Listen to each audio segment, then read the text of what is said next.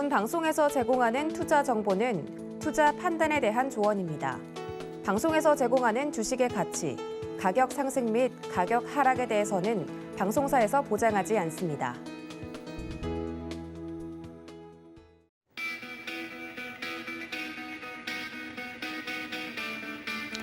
안녕하십니까. 고수익 작전 타임 진행의 도지은입니다. 어제까지 우리 시장에서 외국인이 9거래일 연속 매도를 해내는 모습이었습니다. 시장이 계속해서 박스권 안에서 움직이고 있는 모습이지만 여전히 증시를 압박하는 요인들은 하나도 해결이 되지 않는 모습인데요. 원자재 가격도 오르고 유가도 오르고 곡물과 인플레이션 지표들도 오름세를 보이고 있는 와중에 우리 시장에 가야 할 길을 어떻게 찾아가야 할지 많은 투자자분들이 헷갈리실 것 같습니다. 저희가 거기에 대한 방향성을 제시해드리도록 할 테니까요. 끝까지 함께해 주시면 감사하겠고요. 간밤에 뉴욕 증시 같은 경우는 또 여러 가지 이슈들이 나왔다고 하는데 혼조세 마감이 됐다고 하는군요. 마감 상황과 더불어서 외신 캐스터 불러보도록 하겠습니다. 함께 보시죠. 네, 안녕하세요. 외신캐스터 박재은입니다. 오늘도 미국 소식들 자세히 전달해드리도록 할 텐데요. 간밤 뉴욕 증시는 약보합권 정도에서 마쳤습니다. 주요 기업들의 실적 발표 그리고 국채금리의 움직임을 주시하면서 이런 현상이 일어난 것으로 풀이되고 있는데요. 자세한 지수 흐름부터 체크해 보도록 하겠습니다. 먼저 다우존스는 0.11% 내렸고요. 나스닥은 0.14% 하락, 그리고 S&P 500은 0.02%로 소폭 하락세로 마무리 지었습니다. 이어서 주요 기술주 흐름 하나하나 살펴보도록 하죠. 먼저 애플 살펴볼 텐데 0.13% 내림세로 마무리 짓는 모습이었습니다. 마이크로소프트는 반면에 0.25% 올랐고요. 알파벳 A는 0.75% 오르면서 2,553선으로 거래 마쳤습니다. 이어서 다음 장도 살펴보도록 하겠습니다. 아마존부터 살펴보면 0.71% 상승으로 마무리를 지었고요. 테슬라는 1.96% 상승으로 큰 폭으로 상승세를 나타냈습니다. 현지 시간 20일 실적 발표를 앞두고 있는데요. 주당 2.26달러의 수익을 올릴 것으로 예상이 되고 있고 전년 동기 대비 70.9%의 매출 증가를 기록할 것으로 예상이 되고 있습니다. 이에 따라서 이 기대감이 실리면서 상승한 것으로 풀이되고 있고요. 엔비디아는 2.47%로 강한 상승부를 켜냈습니다. 네, 다음 장 살펴보도록 하겠습니다. 변동성 지수는 2.33% 조정받는 모습이 나타났고요. 반면 WTI는 1.2% 오름세로 108달러 선으로 거래 마쳤습니다. 리비아의 국영석유 시설에 시위대가 난입해 원유 생산 차질을 빚고 있다는 소식에 상승한 것으로 풀이되고 있습니다. 이어서 금값은 0.6% 오름세로 마무리 지었는데요. 안전자산 선호 심리가 최근에 불거지면서 이 5주 만에 최고치를 기록을 하는 모습이 나타났습니다. 네, 다음 장 이어서 살펴보도록 하겠습니다. 특징주 흐름 볼 텐데요. 먼저 뱅크 오브 아메리카는 3.41% 오름세로 38달러 선으로 거래 마쳤습니다. 이 실적 발표한 기업이었죠. 뱅크 오브 아메리카는 1분기 실적 발표를 했는데 매출과 EPS 모두 컨센서스를 상회를 했습니다. 이에 따라서 이 호실적으로 인해서 다른 은행주의 매기가 확산되는 움직임이 나타났고요. 이로 인해 JP모건 체이스는 1.86% 상승, 웰스파고는 1.77% 오름세로 마무리 지었습니다. 다음 장 살펴보도록 하겠습니다. 싱크로니 파이낸셜 볼 텐데요. 역시 실적 발표한 기업입니다. 컨센서스를 상회하는 실적을 발표했고 28억 달러 규모의 자사주 매입 계획도 공개를 하기도 했습니다. 또한 분기 배당도 5% 인상을 하기도 했는데요. 이에 영향을 받으면서 6%대 급등부를 켜냈습니다. 반면 넥타 테라퓨틱스는 23%대 조정받는 모습이 나타났는데요. 개발 중인 항암제의 임상시험을 전면 중단한다고 발표하자 악재가 발생을 했습니다. 이로 인해서 낙폭이 좀 큰 모습이 나타났고요. 트위터는 반면 7.48% 급등을 했는데 테슬라의 CEO 머스크가 동사 지분 15%를 넘긴 가운데 머스크 CEO로부터 인수를 방어하기 위한 포이즌필 규정을 도입한다고 밝혔습니다. 이로 인해서 영향을 받는 모습이 포착이 됐습니다. 네, 이렇게 특징주 흐름까지 만나봤고요. 이번에는 외신들 하나하나 짚어보도록 하겠습니다. 네, 먼저 첫 번째 소식입니다. 미국 CDC가 리오프닝 움직임에 조금 더 한 발자국 다가선 움직임이 나타났습니다. US CDC lifts COVID do not travel recommendation on about 90 countries. 로이터 통신에 따르면 미국 CDC는 한국을 포함한 약 90개국에 대한 여행 금지 권고를 해제했다고 보도를 했는데요. 디테일한 내용을 살펴보도록 하겠습니다. Last week, the CDC said it was revising its travel recommendation and said it's reserved level 4 travel health notices for special circumstances such as rapidly escalating case trajectory or extremely high case counts. 지난주 CDC는 여행 권고 사항을 개정하고 확진자의 수가 급격하게 증가하거나 확진자 수가 매우 많은 경우 등의 특별한 상황을 위해서 좀 더 추이를 지켜보겠다고 시사한 바 있습니다. 한편 미국 국무부의 의견도 한번 들어보도록 할 텐데요.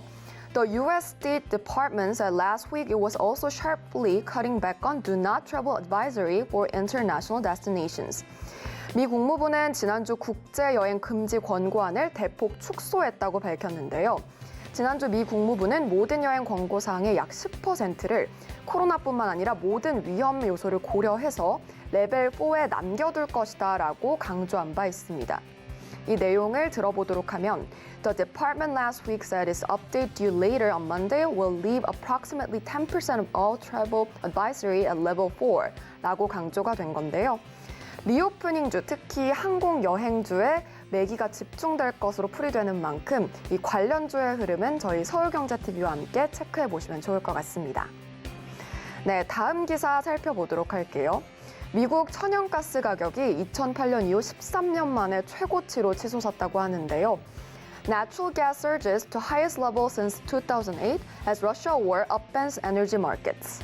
이 배경을 살펴보면 러시아의 우크라이나 침공에 따라서 국제 에너지 시장에 충격이 가해졌고 또 미국 천연가스 시장을 덮쳤기 때문이라고 분석이 나왔습니다.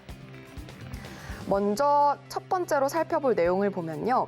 특히나 이제 또 하나 문제되는 요인이 나타나기도 했는데 미국의 올봄 기온이 예년보다 더 낮을 거라는 것도 이 천연가스 가격을 끌어올린 배경 중에 하나라고 합니다. 그래서 이 기사에도 강조됐듯이 as forecast call for cooler spring temperatures라고 나왔습니다. 이 CNBC에 따르면 현지 시간 18일 선물 시장에서 천연가스 가격은 장중한 때 100만 BTU당 8.05달러까지 오르면서 10% 폭등을 하기도 했는데요. 이는 2008년 9월 이후 최고 수준입니다. 이로써 미국의 천연가스 가격은 5주 연속 상승세를 기록하고 있는데요. 천연가스 가격에 대해서 분석이 나온 만큼 한번 함께 체크를 해보도록 하겠습니다. 이 RBC의 분석이 있었는데 LNG exports have taken a more significance with geopolitics and demand from both power generation or industrial usage are strong 이라고 강조가 됐는데 러시아의 천연가스 의존도를 줄이려는 유럽의 움직임에 따라서 미국이 액화 천연가스 LNG를 유럽으로 대량 수출하기 때문이라고 보고 있습니다. 이렇게 천연가스 가격 상승으로 인해서 천연가스 생산업체의 주가가 52주 신고가를 경신을 하기도 했는데요. 이렇게 투자 힌트로 한번 삼아보시면 좋을 것 같습니다. 네, 마지막 기사 살펴보도록 하겠습니다. 우크라이나 사태가 장기화 양상을 띠면서 곡물 가격이 치솟고 있는데요. 이로 인해서 일반 물가가 덩달아 같이 오르는 에그플레이션 우려가 심각해지고 있습니다. Price of corn hits 9-year high as surging commodities continues. 간밤 옥수수 선물 가격은 부실, 즉 25.4kg당 2.6%나 올랐는데요.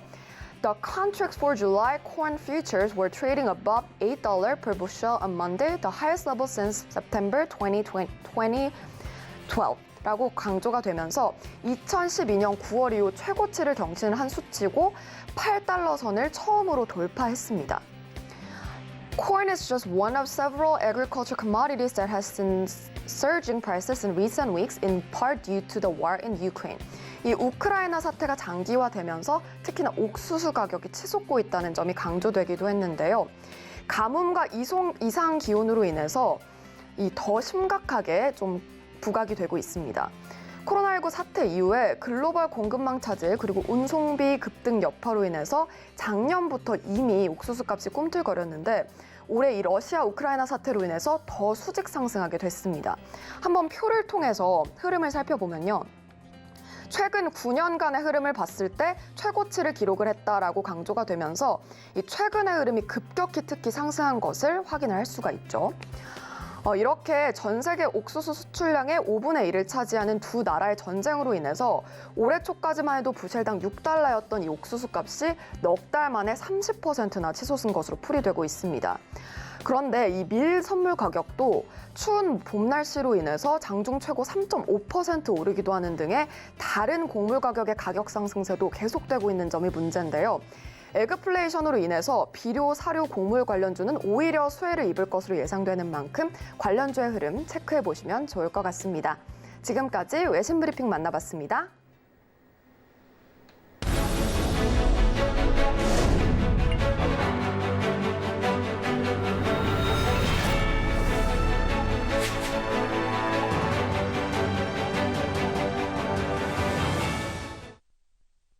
네, 월가 트레이더 버니의 미국 주식 시간으로 돌아왔습니다. 앞서서 외신 브리핑을 통해 이 옥수수 가격이 9년 만에 최고치를 찍었다, 이런 소식을 좀 전해드렸는데 정말 모든 원자재 가격이 다 오르고 있는 것 같습니다. 인플레이션 공포가 심화되는 것도 무리는 아닌 것 같은데요. 이런 상황 속에서 미국의 주식 시황에 대해서 정확하게 버니 씨께서 오늘도 짚어주신다고 합니다. 어떤 내용이 있을지 지금 바로 만나보시죠.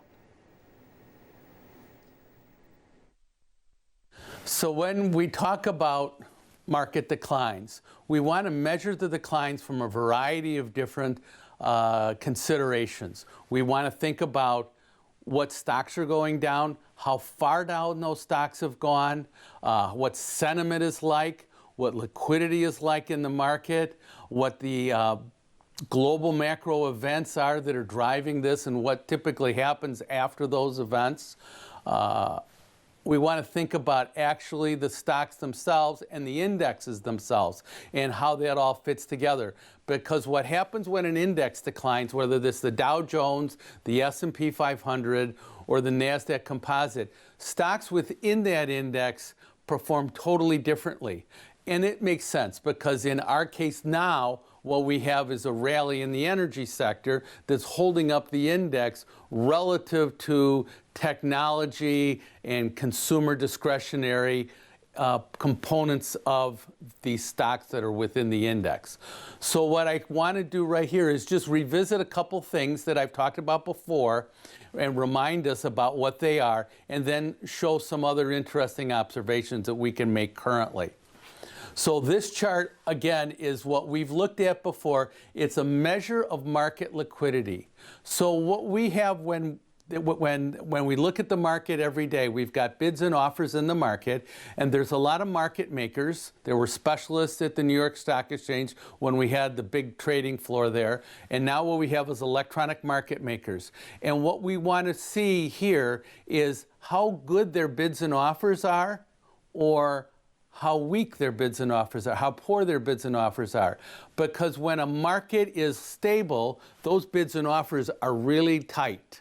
They're they want to take advantage of every little price manipulation. When the market's kind of going crazy, they are really far apart and they don't bid or offer for very much at all because they don't want to get hurt. And it's all algorithmic.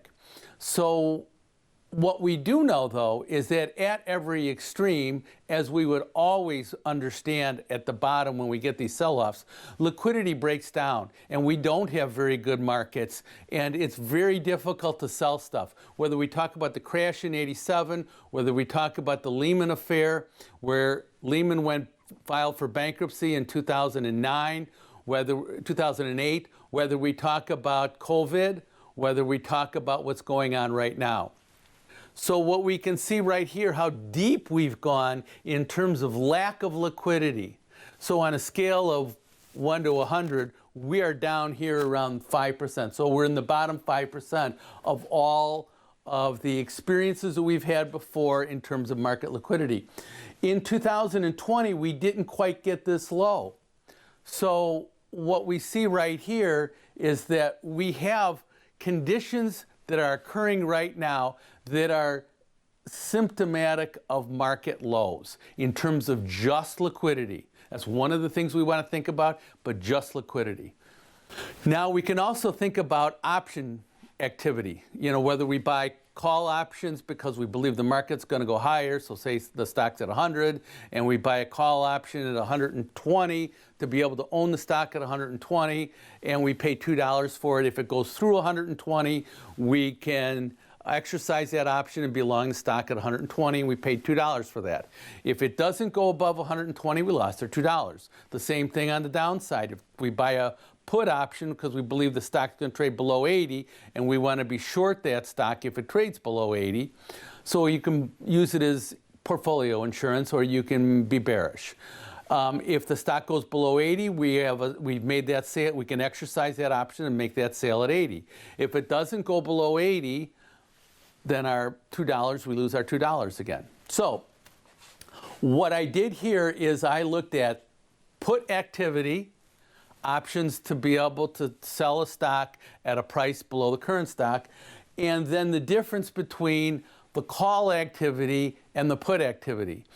So in all of these conditions here, what I took was the times when the call activity was less than the put activity. So the difference is on the green lines below. So when the call activity is greater than the put activity, you won't see any green line. When the call activity is less than the put activity, or the put activity is greater than the call activity, however you want to say it, then you see these green lines appear. So what we did was we isolated all the occurrences where the call activity was less than the put activity. And then what we turned around in is we wanted to see how much put value traded, how big the commitment was, how much people were willing to spend to be able to anticipate lower prices.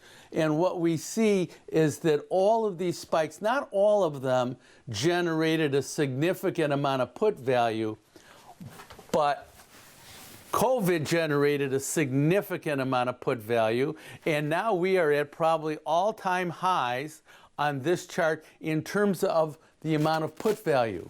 We're not at all-time lows here because there are people still trying to buy bullish option bets. So they're trying to still buy some calls relative to puts. So we did not go as deep as we did here. But what we have is we have people that are definitely anticipating lower prices. If everybody anticipates lower prices, we will be going higher. So we want to think about that because that's just how it goes. When everybody anticipates higher prices, then some event's going to send us lower. When everybody anticipates lower prices, some event's going to send us higher, and they're going to get out of those trades that aren't working out. So when we look at COVID right here, and these are done weekly, okay? And we've been able to measure this. The top clip, the gray clip, is the professional institutional investors. And I'll explain that in 1 second. The bottom clip is the individual investors that are buying funds, and this is public information, so they release this information. And then what I did is it's inverted. So when they, as opposed to here, this is just regular. In other words, they goes down when they get very concerned.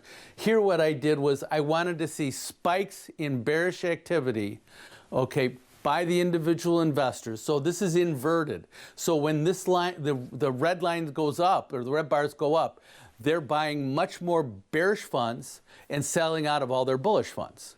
So here, what we can say is the institutional portfolio managers in COVID were very, very concerned. They had reduced their exposure down to very low levels.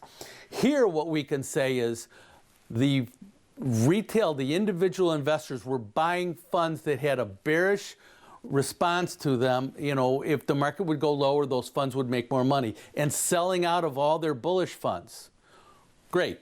That was COVID. That was a great bottom. We saw lots of capitulation. So getting up here on the individual investors is capitulation. Finally, what I want to think about is we've talked about before the number of NASDAQ stocks that are trading below their 200-day moving average. And now I wanted to put that together with an actual chart of the NASDAQ market. And what we can find is that all these occurrences down here are very low levels of NASDAQ stocks trading above their 200-day moving average, which we've talked about before. But the interesting thing is, if you run a 40-week moving average on this chart, every time we've hit an extreme down here, we've touched the 40-week moving average. Now, we are still pretty far away from that 40-week moving average. So that could tell us a couple different things. That could tell us we still have more to go on the downside, or that could tell us that we're going to chop around continuously with a downward bias, somewhat of a downward bias, for the next, say, 4 to 12 weeks. And then we wind up hitting that moving average, which, because we're so far up here, that average is still going higher. So we may not be that difference here. We may not have to go down that difference, because what we'll see is if we chop around, maybe we can hang out and then touch that 40-week moving average in 4 to 12 weeks. Or maybe we don't touch it at all. I don't know. Maybe we could go further below it. But my point is that observations that we've had so far, okay, over this entire period right here, which is the last 10 years, 12 years, is the same kind of event, is that sell-off has generated a return back to the 40-week moving average. 네, 버니의 미국 주식은 서울경제TV 유튜브 채널 통해서도 다시 한번 보실 수 있으니까요. 궁금하신 분들은 이 점까지 참고해 주시길 바랍니다.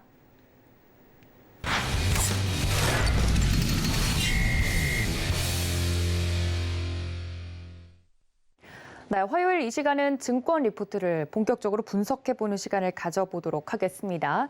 함께 해주실 우리 캐스터님과 함께 이야기를 나눠볼 텐데, 첫 번째 종목은 KT를 또 준비를 해주셨다고 합니다. 사실 최근에 이 주가가 부진한 흐름 속에서도 통신주들만큼은 긍정적인 평가를 받고 있는 게 이 외국인들의 러브콜을 좀 받고 있다고 이야기가 들려오고 있어요. 그중에서도 오늘 KT 궁금한데요. 네, 아무래도 최근에 이게 경기 침체가 우려가 되다 보니까 경기 방어주에 또 매기가 집중될 것으로 보여지고, 특히나 KT 같은 통신사가 기대가 되고 있는데요. 네. 자세히 살펴보도록 하겠습니다. 아무래도 실적 시즌 주가 상승 가능성이 큰 상황인데요. 한번 자세히 내용을 들여다보면 통신 서비스 업종 내의 탑픽 종목으로 제시가 됐습니다. 추천 사유를 하나하나 들여다보도록 하면요. 올해 1분기 실적 발표 이후에 KT의 연간 높은 영업이익 성장, 그리고 배당 증가 기대감이 예상이 되고 있고, 신정부 출범에 따라 규제 리스크 해소로 인해서 통신사 멀티플 정상화가 예상이 되고 있습니다. 또한 KT 지배구조 개편 작업이 서서히 진행될 것으로 예상이 되면서 조직 슬림화, 그리고 규제 회피, 기업 가치 재평가 기대감이 커질 것으로 보여지고 있습니다. KT는 5월 12일 목요일에 1분기 실적 발표를 앞두고 있는데요. 전분기 대비 높은 이동전화 ARPU 성장과 더불어서 마케팅 비용 급감으로 내용상 우수한 실적을 발표할 것으로 나타나고 있습니다. 본사 자회사 각각 4천억 원 그리고 1천억 원에 달하는 역대 최고의 분기 실적을 달성할 것으로 보여지고 있는데요.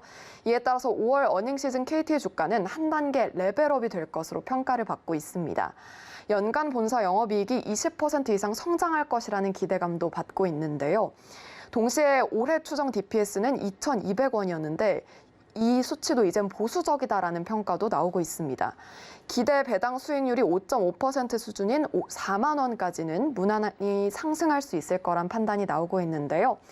KT의 지배구조 개편 작업이 진행 중이라는 점 앞서도 말씀드렸는데, BC카드를 지배하는 현 상황을 감안했을 때 순수 지주회사의 전환은 어렵지만 사업지주회사와 비슷한 전환이 될 것으로 보여지고 있습니다. 자회사 주식 지분 가치가 전체 총 자산의 50%를 넘지 않는 구조를 띌 것으로 보여지는데요. KT 본사의 망 부동산을 보유하고 사업을 영위하는 자회사의 망 부동산을 임대하는 임대사업자 형태가 될 가능성이 높습니다. 이러할 경우 KT 주가는 긍정적으로 흘러갈 것으로 풀이되고 있는데요. 기업 분할이 사업 자회사 재평가 기회가 될 수도 있고, 또 높은 할인율을 감안해도 저평가 논란이 거세질 것으로 보여지고 있습니다. 여기에 망임대 사업자인 KT 본사 가치도 새로운 방식으로 평가가 예상이 되고 있는데요. 네트워크 부동산 보유업체로 평가 시 멀티플 할증이 나타날 수 있기 때문입니다. 수급상으로도 앞서 앵커께서 짚어주신 대로 굉장히 밝은데요. SKT를 살펴봤을 때 외국인 한도가 소진되고 나면은 KT로의 외국인 매수세 쏠림 현상이 심해질 것으로 보여지고 있습니다. MSCI 편입 여부가 중요한 게 아니고 최근 버라이즌, T모빌 그리고 KDDI 등 해외 통신사들의 주가가 상승세를 보이고 있고 글로벌 통신사들이 본격적인 5G 시대에 들어서면서 5G에 대한 기대감도 커지고 있습니다. 배당 및 실질 자산 가치가 높기 때문인데요. 글로벌 통신사들에 대한 투자자들의 선호도도 높은 편입니다. 외국인 취득 가능 주식 수가 1,800만 주에 달하는 등 이런 점을 감안했을 때 최소 6월까지는 KT에 대해 높은 비중을 유지할 것을 제시를 했습니다. 이에 따라서 KT 목표 주가 45,000원 그리고 매수 의견 유지했습니다. 네, 종목별 차별화 장세가 이어지고 있는 가운데 이렇게 변동성이 클 때 경기 방어주로서 통신주가 꼽히고 있습니다만 수급적으로도 그렇고 이 KT 같은 경우는 특히나 이 부동산 투자도 굉장히 잘하고 있는 것으로 알고 있어서 요지에 이제 위치를 하고 있기 때문에 여러 부분에서 굉장히 좋은 평가를 받고 있다고 합니다. 기업 분석으로서 매수 의견 나왔다는 점 여러분들 체크를 해주시면 좋을 것 같습니다. 자, 다음 종목 보도록 하겠습니다. 현대코퍼레이션 준비를 해주셨다고요? 네, 현대코퍼레이션도 한번 살펴보도록 하겠습니다. 일단 1분기 실적이 전년 대비 증익 흐름이 예상됩니다. 주요 사업 부문의 외형 성장 그리고 이익률 개선이 확인될 전망인데요. 원자재 가격 강세에 따른 제품 가격 상승이 가파른 매출액 회복으로 이어지는 모양새입니다. 컨테이너선 운임이 연초부터 안정화되고 있고 물류비 부담이 완화가 되면서 마진이 점차 정상화되고 있다는 평가인데요. 유가 강세 국면에서 자원개발 배당 수익도 전년 대비 개선되고 있다고 밝혀졌습니다. 영업의 손익 개선에 기여할 전망으로도 풀이되고 있는데요. 올해 기준 PER 5.2배 그리고 PBR은 0.6배로 ROE 대비 저평가 구간이라고 평가받고 있습니다. 1분기 매출액은 1조 2천억 원으로 전년 대비 62.8% 증가할 것으로 전망되고 있는데요. 배경을 살펴보면 원자재 가격 상승으로 인해서 철강, 석유화학 등의 부문에서 유의미한 성장이 기대되고 있습니다. 동유럽에서 지정학적 리스크가 부각되고 공급선 차질이 생기면서 철강 제품 수요가 오히려 늘어난 모습인데요. 석유화학도 판가 상승 영향으로 큰 폭의 매출액 증가가 기대되고 있습니다. 승용부품은 완성차 업체의 생산 지연에도 불구하고 늘어난 수주를 바탕으로 꾸준히 성장세를 보일 것으로 예상이 되고 있고요. 기계선박도 신흥국 판매 실적 개선으로 인해서 외형 회복이 기대되고 있습니다. 영업이익은 129억 원으로 전년 대비 84.2% 증가가 예상되는데요. 영업이익률은 1.1% 기록을 하면서 정상화될 것으로 전망되고 있습니다. 철강 부문의 높은 마진이 전사 이익률 개선으로 이어지는 모양새인데요. 세전이익은 자원개발 배당 수익 증가로 전년 대비 증가할 것으로 풀이되고 있습니다. 작년 실적 비저로 매출 증가 속도가 빠른 가운데 특별한 이익률 훼손 요인이 나타나지 않는다면 올해 실적은 팬데믹 이전 수준으로 회복하지 않겠느냐라는 평가가 나오고 있고요. 신규 사업 확장이 연내 구체화될 경우에 추가적인 실적 성장도 기대해 볼 수 있습니다. 이렇게 추가적으로 성장 모멘텀이 있는 만큼 앞으로가 더 기대되는 회사인데요. 목표 주가 25,000원, 투자 의견은 매수 유지했습니다. 네, 1분기 실적 턴어라운드가 기대가 되는 종목으로 현대코퍼레이션 자세하게 증권사 레포트를 짚어주셨습니다. 현대코퍼레이션 같은 경우도 매수 의견이 나왔다는 점 투자자분들도 체크해 주시면 좋을 것 같습니다. 마지막 기업이 될 것 같은데요. 한전 KPS 보도록 하겠습니다. 오늘 이제 말씀드릴 세 가지 종목들 중에서는 좀 가장 걸림돌이 있는 종목으로 저도 이제 기억이 나는데요. 노후된 석탄 시설을 좀 폐지하는 것을 어쩔 수 없다라고 하면서 이야기들이 나오고 있는데 그럼에도 불구하고 매수 의견이 떴어요. 네, 맞습니다. 자세한 좀 분석을 해드리도록 하면요. 이 1분기 실적은 컨센서스를 하회할 전망입니다. 앞서 앵커께서 짚어주신 대로 조금 전망이 어두운 상황인데요. 직원 수 증가와 경영평가 등급 상향에 따라서 노무비가 증가한 것이 가장 좀 큰 요인으로 꼽히고 있고 노후 석탄 화력발전소 및 증유발전소 폐지로 인해서 외형도 감소할 것으로 풀이되고 있습니다. 다행인 부분을 살펴보면은 노무비 증가 속도가 전년 대비 하락한다는 점인데요.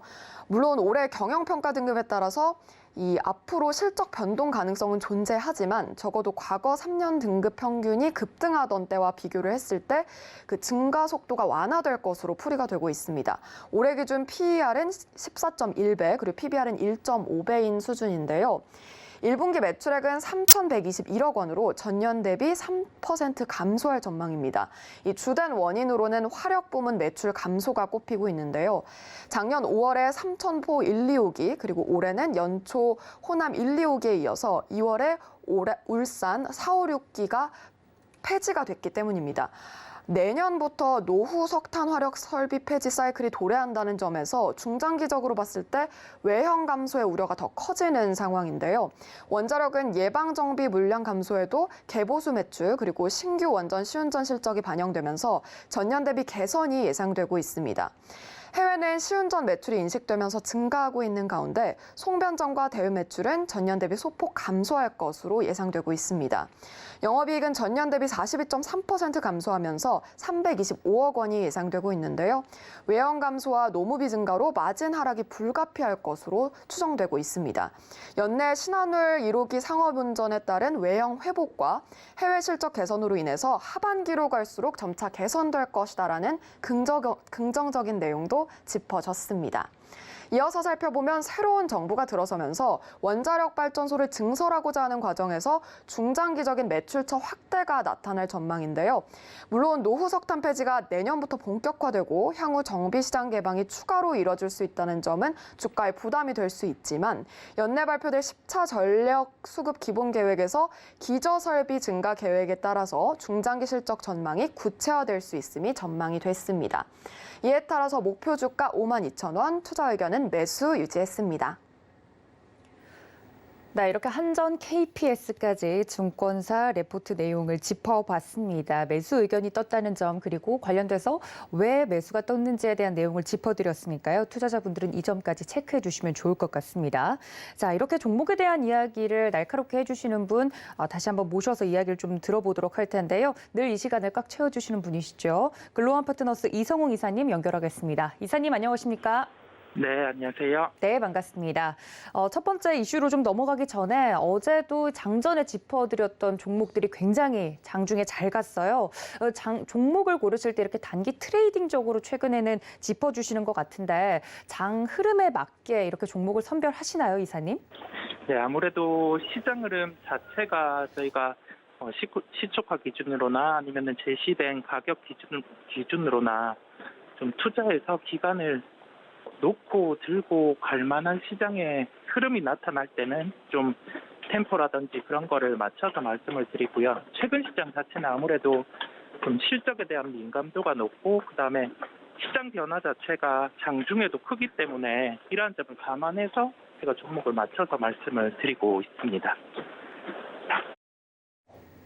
네, 장 흐름에 맞게 호흡이 짧은 종목들을 최근에는 좀 소개를 해드리고 있는데 그 종목들이 굉장히 잘 가서 신기한 마음에 여쭤봤습니다.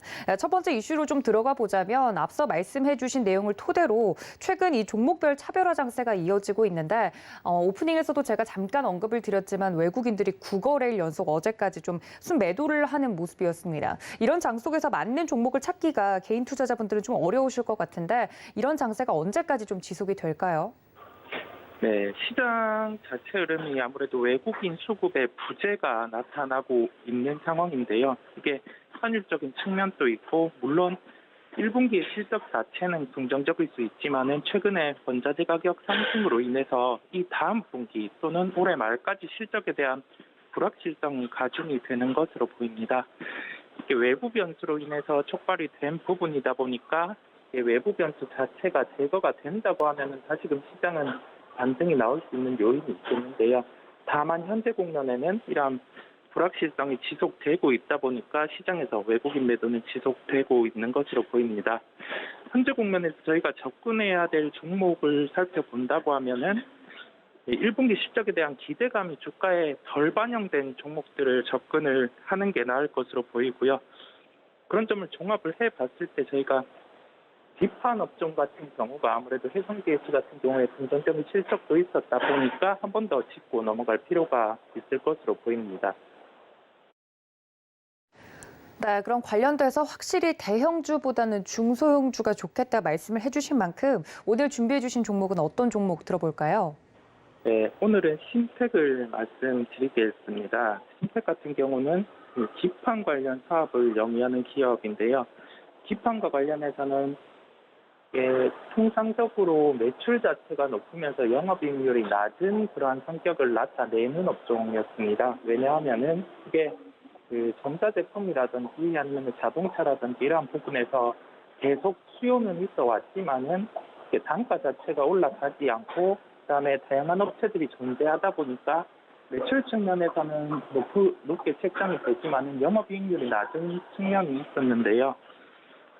이게 제품 측면에서도 프리미엄 효과가 나타나고 그다음에 여러 개 존재했던 기업 자체가 이제 줄어들면서 수요 부분에서도 공급적인 대응이 타이트해졌고 제품 가격도 동반해서 올라가면서 실적적인 측면에서 긍정적인 요인이 작년 4분기 비수기 측면부터 저희가 확인을 할 수 있었습니다.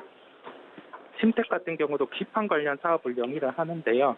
최근에 전방 사업 같은 경우가 호조가 있다 보니까 현재 수준에서 이제 증설 가능성까지 부각이 되고 있습니다.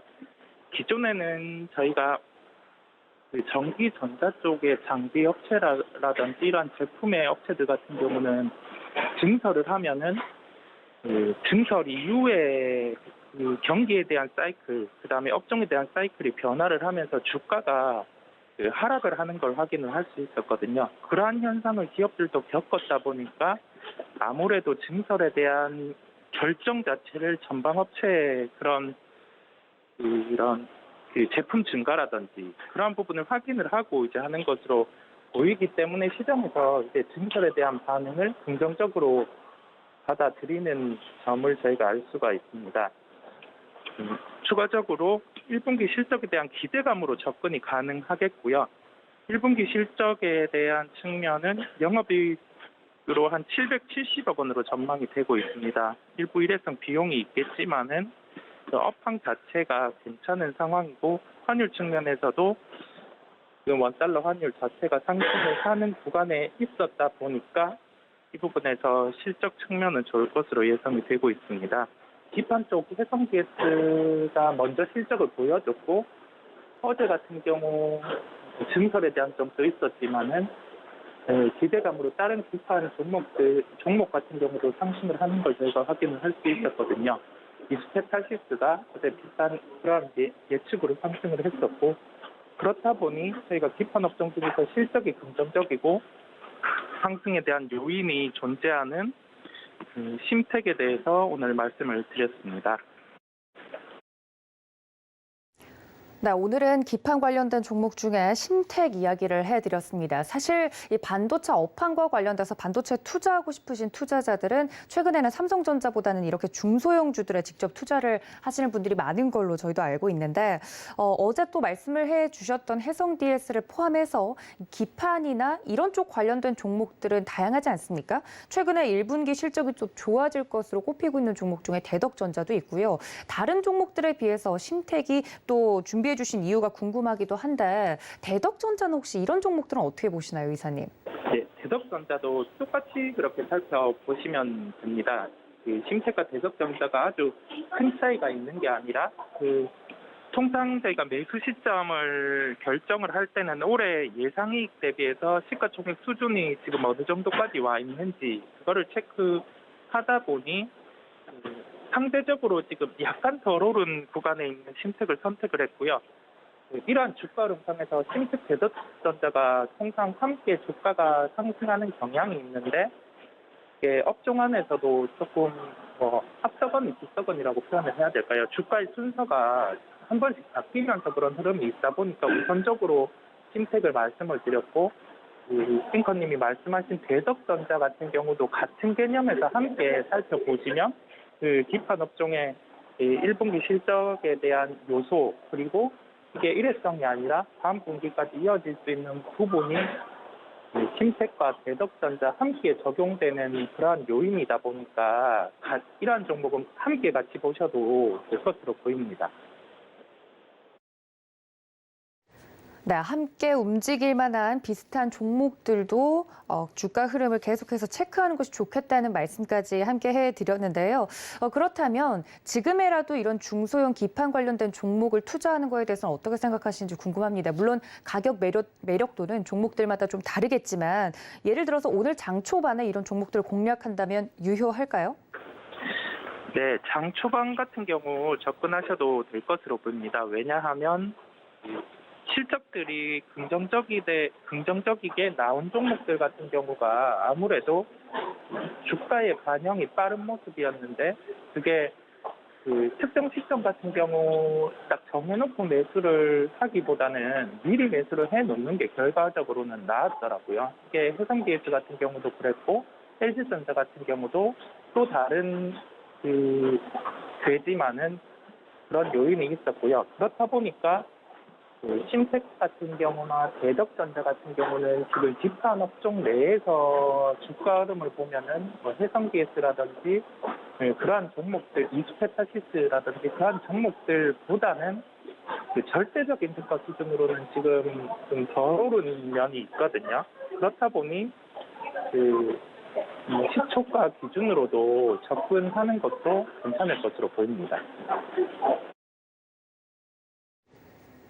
네, 중소형 반도체 종목들에 대해서 좀 심도 있게 여쭤봤습니다. 두 번째 이슈로 좀 넘어가 보도록 하겠습니다. 원래는 이번 주에 공개될 예정이었던 이번 윤석열 정부의 부동산 정책 발표가 연기가 됐다라는 이야기가 나오고 있습니다. 좀 안전하게 새 정부 출범 이후에 부동산 정책을 확실하게 발표를 하지 않을까라는 이야기들이 나오고 있는데 건설주들은 벌써부터 움직였거든요. 관련돼서 이슈 분석을 해본다면 저희가 어느 포인트를 짚어봐야 될까요? 네, 정책적인 측면 그리고 정책의 발표에 대한 그런 일정을 매매 결부해서 투자를 할 때는 워낙 불확실성이 큰 경우도 있고 이게 선행해서 주가에 반영되는 면이 있다 보니까 실제적으로 이 정책이 나오고 난 뒤에는 주가가 하락하는 경향이 있습니다. 예를 들면은 저번 주 금요일에 이번 주에 부동산 정책이 발표가 될 수 있고 재건축 완화가 발표될 수 있다는 기대감으로 대형 건설주는 상승하지 않았는데 테마성의 중소형 건설주들이 먼저 상승을 하는 모습이었고요. 근데 이번 주에 그 정책의 발표가 연기됨에 따라서 그러한 종목들은 주가가 하락을 했거든요. 저희가 여기에서 살펴볼 수 있는 점은 정책 같은 경우는 아무래도 불확실성이 있다 보니까 종목이 상승할 때 따라서 매수하기보다는 이번에 새로운 정부의 중점이 될 수 있는 정책이 뭔지 생각을 하고 그 중점이 되는 정책 안에서 종목들을 추려보고 그 추려본 종목들 안에서 현재 실적이라든지 아니면은 절대적인 주가 수준이 덜 오른 종목들을 접근을 미리 해놓는 게 저희 수익 측면에서도 그 리스크를 조금 더 줄여서 접근이 가능하기 때문에 오늘 같은 경우는 부동산 정책의 발표 연기의 예를 통해서 지금 원자재 상승 국면에도 있고 이런 국면이 있으면은 신재생 에너지라든지 구체적인 그 에너지의 방안에 대해서 한 번 더 강조해서 나올 수 있기 때문에 원전 산업을 체크할 필요가 있을 것으로 보입니다. 그렇다 보니 원전 산업과 관련된 종목을 오늘 말씀드리도록 하겠습니다. 네, 부동산 정책 연기 이슈와 더불어서 건설사나 이런 쪽을 보는 것이 아니라 오히려 원전 쪽을 보는 것이 좋겠다라고 접근법을 이야기를 해주셨습니다. 그러면 오늘 준비해 주신 종목이 궁금해지는데요. 어떤 종목일까요? 네, 종목은 티플렉스입니다. 종목명은 생소할 수 있는데 최근에 이 시장에서 원전과 관련된 그리고 그 철강의 가공과 관련된 기업으로 한번 부각되기 시작했었는데요. 주가 자체는 고점 대비 조정이 나와 있는 상황입니다. 사업 자체는 스테인리스 가공 및 유통의 전문 기업인데요. 국내의 그 스테인리스 본광 시장의 시장 점유율을 40% 차지하는 1위 업체입니다. 이 1위 업체의 그러한 그 시장 점유율을 바탕으로 해서 밸브라든지 그러한 사업도 함께 영위를 하고 있고요. 원전과 관련된 부분의 사업도 있고, 그다음에 조선과 관련된 부분의 사업도 있고, 자동차 부품, 기타 이러한 그 밸브가 쓰이는 사업에는 다양하게 들어가는 부분이 있습니다. 수출 비중 자체는 7% 미만으로 상당히 낮고요. 내수 비중이 93%다 보니까 그 내수 사업 위주로 지금 확대가 되고 있는 측면이 주가에서는 크게 프리미엄 요인이 받을 거는 낮은 측면이 있습니다. 기업 같은 경우는 저희가 추가적인 주가 상승을 위해 살펴볼 거는 첫 번째로 수출 비중의 확대를 체크를 해볼 필요가 있겠고요. 수출 비중이 확대된다면 현재 주가 수준보다는 추가적인 프리미엄이 가능하다고 보입니다. 최근에 원자재 가격이 많이 상승을 했는데 그 스테인리스의 원재료 같은 경우도 상승을 했지만은 원재료 부분에서 제품의 정가가 빠른 요인이 있고요. 제품의 정가가 빠른 요인은 전방산업, 반도체라든지 조선, 플랜트 부분과 관련해서 밸브의 수요가 계속 증가하고 있다는 점입니다. 그렇다 보니 이 부분에서 원자재 가격을 제품 가격에 빠르게 증가가 가능하고요. 이러한 점을 종합해 봤을 때 올해 예상 순이익은 130억 원 수준으로 예상이 되고 있습니다.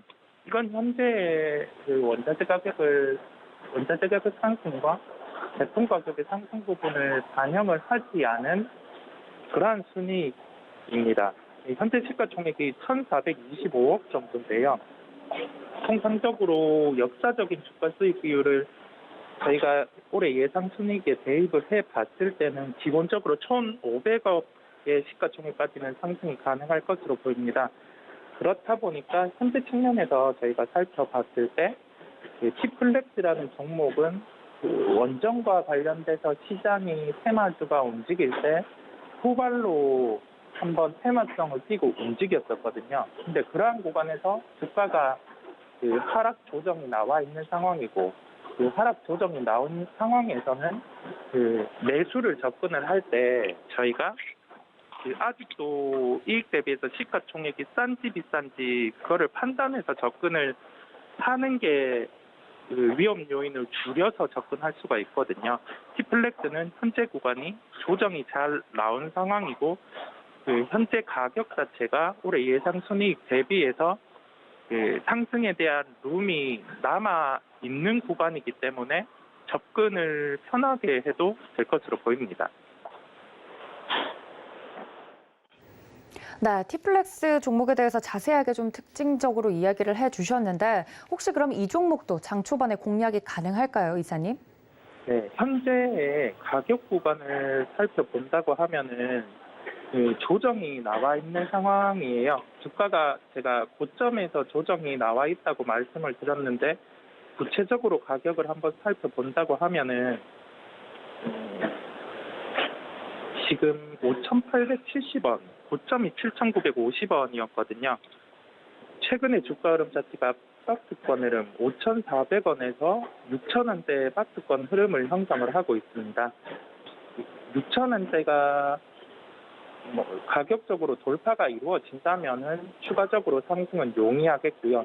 그렇지 않다고 하면은 5,400원에서 5,940원대 구간의 박스권의 흐름이 조금 더 나타날 수 있기 때문에 저희가 5,400원에서 5,940원 이내에서는 조금 편하게 접근을 하셔도 될 것으로 보입니다. 네, 가격 전략과 공략 포인트까지 들어봤습니다. 이사님, 그렇다면 오늘장 전략은 어떻게 짜보는 게 좋을까요?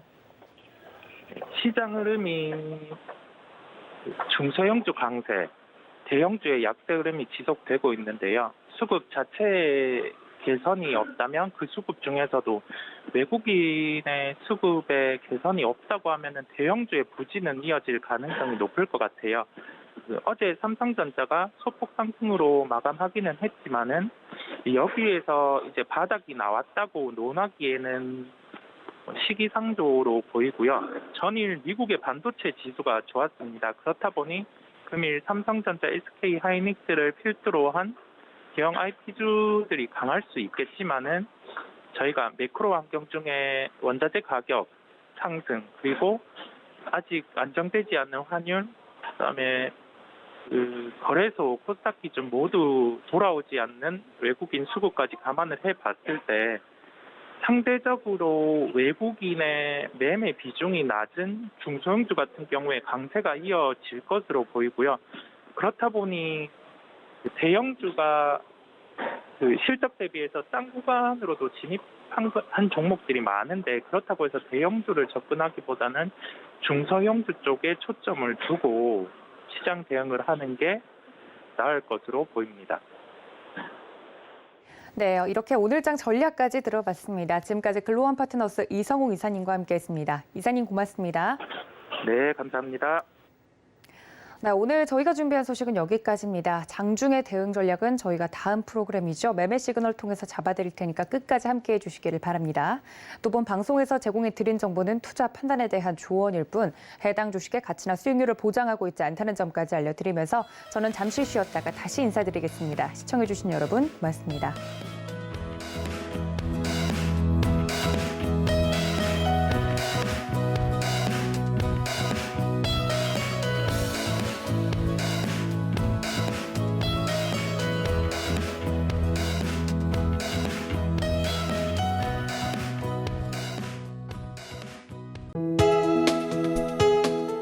본 방송에서 제공하는 투자 정보는 투자 판단에 대한 조언입니다. 방송에서 제공하는 주식의 가치, 가격 상승 및 가격 하락에 대해서는 방송사에서 보장하지 않습니다.